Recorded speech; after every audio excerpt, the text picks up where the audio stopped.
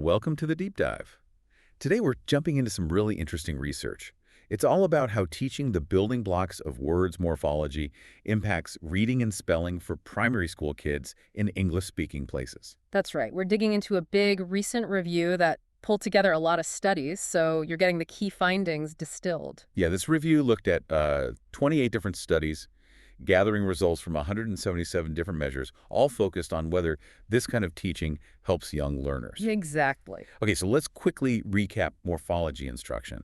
It's basically teaching those meaningful word parts, prefixes, suffixes, roots. Like teaching un means not, or ed means past tense. Right. And understanding this is pretty key for English because our spelling system is, well, a bit tricky. It's morphophonemic, that's the term. It means spelling reflects both sound and meaning, often meaning wins out. Good example. Think about kicked and hated. That ed ending sounds different, right? Ticked in, kicked in, hated. But we spell it the same way. Why? Because it means the same thing past tense. So for you listening, knowing these parts can really help with reading and spelling. And that's why this review is so useful for you. Our mission here is to pull out the main messages from all this research. We want to give you a clear idea if morphology teaching helps kids' literacy and how without you having to read dozens of papers. Just the essentials. So let's get to it. What's the big picture? What did the review find overall about reading and spelling? Okay, so right after the teaching finished at the immediate post-test, there were positive effects. Small to moderate, but statistically significant. Which means it's unlikely they happen just by chance. Do we have numbers? We do. The effect size, standardized mean difference, was 0.27 for reading and 0.38 for spelling, both significant. Okay, so a measurable positive impact. That sounds promising. It does. But, and this is important for you to know, the researchers flagged the certainty of this evidence as low. Low certainty. Why was that?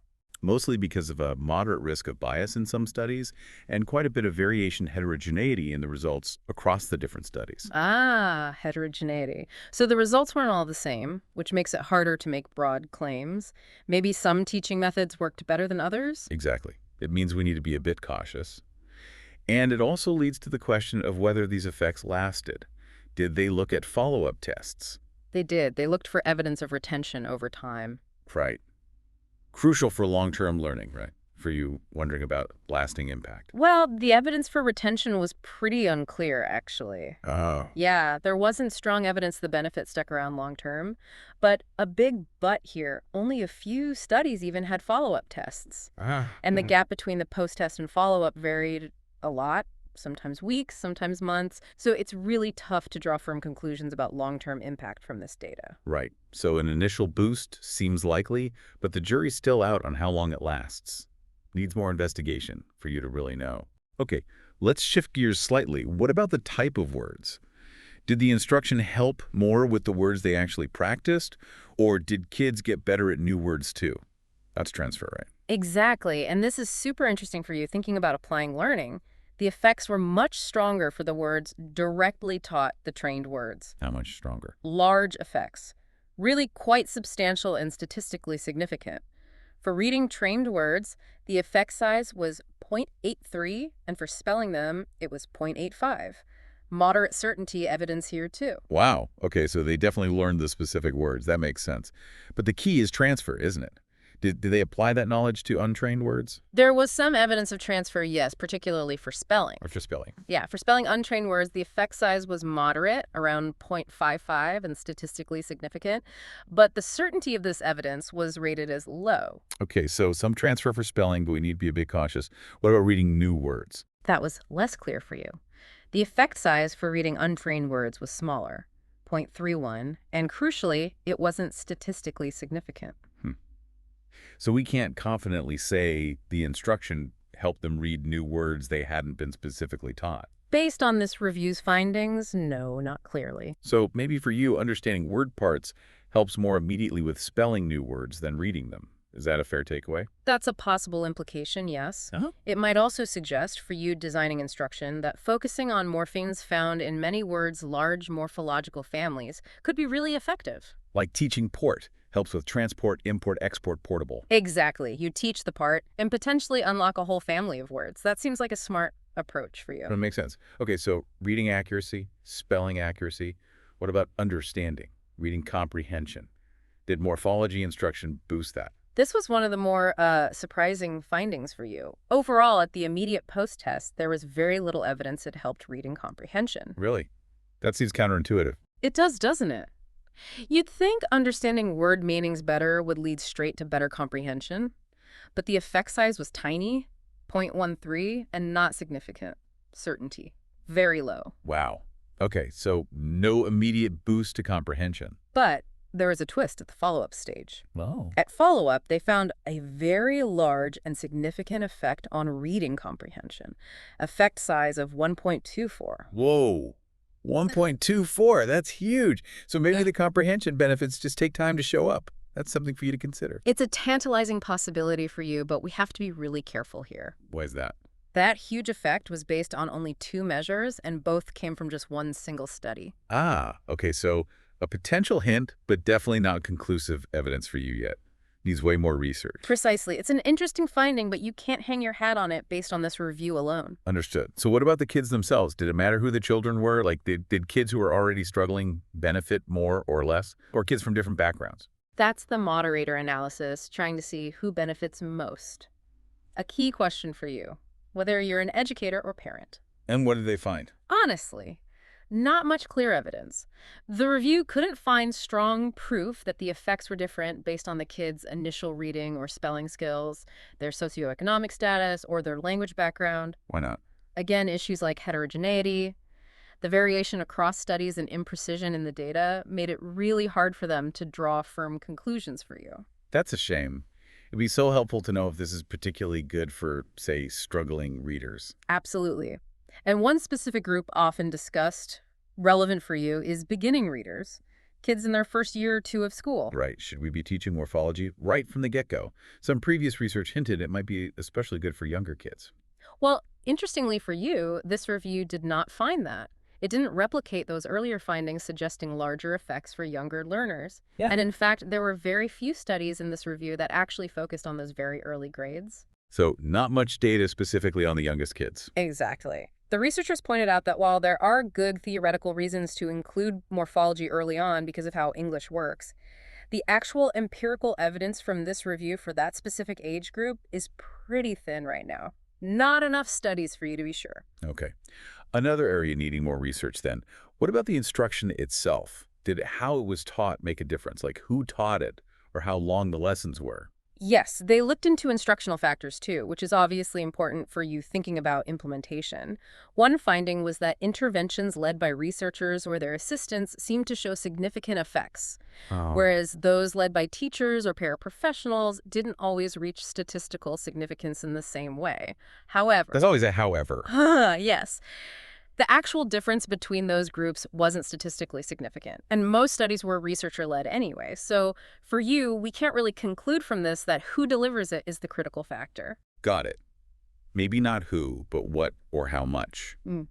Did the dosage matter? Like more hours of instruction equals better results? There was a trend in that direction, yes. Interventions with more than 20 hours total seem to have larger effects for you. Those effects were statistically significant on their own. Okay, so more might be better. It hints that way. But again, the difference between dosage levels wasn't statistically significant. And there weren't that many high-dosage studies. So for you, it suggests maybe aiming for a decent amount of time. But we don't know the exact sweet spot. More isn't automatically better past a certain point, perhaps. Right, quality over just quantity, potentially. Yeah. But what are the control groups? What were the comparison kids doing? Did that matter? Hugely important for you interpreting the results. Morphology instruction did show significant benefits compared to passive controls, kids just doing normal classwork or nothing specific. Okay. And also compared to control groups doing things not focused on language, like maybe math games or something. Right, but what about comparing it to other literacy teaching, Mhm. like phonics? Ah, that's the key comparison for you. When morphology instruction was compared to other active language-focused instruction, like phonics programs or reading comprehension strategies, there was no significant difference in the outcomes. Okay, that's crucial for you. So it helps compared to doing nothing specific, but we don't have evidence from this review that it's better than other focused literacy approaches. Exactly. It leaves open the question for you. Does morphology add something unique above and beyond other known effective methods? Or is it just another effective method? We don't know yet from this. Interesting. Did they look at interventions that mix morphology with other things, like phonics? Sometimes those multi-component programs are thought to be best for you. They did, and previous reviews sometimes suggested those combined approaches were stronger, but this review used a stricter definition, at least 50% morphology focus. Oh. And using that stricter definition, they did not find larger effects for the multi-component interventions compared to those more focused just on morphology. Wow. So maybe the morphology part itself is doing the heavy lifting, not just the combination that's important for you. It suggests that, yes, an important distinction for you trying to figure out what works. Definitely. One last instructional factor, the test they used. Did how they measured outcomes affect the results you should know about? It certainly seemed to. The biggest effects by far for you were seen on tasks designed by the researchers themselves, specifically testing the words and morphemes that were taught. The trained items. Exactly. Those showed large effects. Researcher-designed tasks using untrained words, or a mix, also showed significant, though smaller, effects. But what about standardized tests, the kind schools often use? That's where the effects dropped off. For standardized reading and spelling tests and standardized comprehension tests, the effects were small and not statistically significant for you. That's a pretty common finding in education research, isn't it? For you to note. Researcher tests often show bigger effects. It is common, it could be, for you, that the researcher tests are just better aligned with the specific things taught, more sensitive. Standardized tests might be too broad, maybe not tapping into that specific morphological knowledge effectively. Or maybe the effects on standardized tests take longer to show up. Possibly. It also highlights, for you, the need for really good assessment tools that can capture both knowledge of taught material and that crucial transfer to new situations. Okay, so pulling it all together for you listening. Morphology instruction shows clear benefits, especially for learning the specific words taught. But the evidence isn't perfect. That's a fair summary for you. The researchers were clear. The overall certainty of evidence for most outcomes was low to very low. Risk of bias, that variation across studies, some imprecise results, they all play a role. What were the big limitations in the research itself that you should be aware of? Several key things for you. Lack of pre-registration for many studies, meaning they didn't publicly log their plans beforehand. Limited access to original data, making reanalysis hard. Often not enough detail on intervention fidelity, like did they actually deliver the program as intended? And sometimes not enough detail about the teaching materials or what the control groups were really doing. Which makes it hard for you to know exactly what worked or for others to replicate it effectively. Precisely. So the review authors strongly urged for you that future research needs to dig deeper. How so? More focus on specifics. What's the optimal dose? How explicit does teaching need to be? How comprehensive? Also, more direct comparisons to other known effective literacy methods. And tracking effects over longer periods, looking closely at retention and transfer, especially for comprehension. Yes. And maybe more targeted studies, really trying to isolate the key ingredients of morphology instruction for you, rather than only looking at broad, multi-component programs. Okay, so given all that, the promise, but also the limitations, what's the practical takeaway for you? For teachers, parents, policymakers. Should morphology be part of literacy instruction? Based on this evidence, yes. The review does support including morphology instruction in reading and spelling programs for you. It seems to be a valuable component. And that hint about dosage. Should people just ramp up the time spent on it? The trend was there, but the evidence wasn't strong enough to say more is always better. We need research on the optimal dose for you. Too much could be overwhelming. Quality and focus probably matter more than just piling on hours. Right. And focus on what is taught seems key too. Absolutely. Since the biggest gains were on trained words, for you, carefully selecting high-utility morphemes, those prefixes, suffixes, roots that appear in lots of words, seems like a smart strategy. Maximize that potential for building vocabulary and understanding spelling patterns. Okay, let's wrap this up. Key takeaways for you, our listener. This deep dive shows morphology instruction holds real promise. It helps primary kids with reading and especially spelling, particularly the words they're explicitly taught. Transfer to spelling new words looks possible, but transfer to reading new words and effects on comprehension are less certain right now, based on evidence that has limitations. Exactly. So while it's encouraging for you, there are still questions about the best ways to teach it and its long-term impact. This review gives you a solid shortcut to understanding where the research stands today. So here's a final thought for you to chew on. We know language skills are all connected, So how could educators, practically speaking, weave morphology instruction into what they're already doing without adding too much pressure? And maybe more fundamentally, what new questions does this raise for you about how kids crack the code of reading and spelling? Some interesting things for you to consider. Thanks for joining us for this deep dive.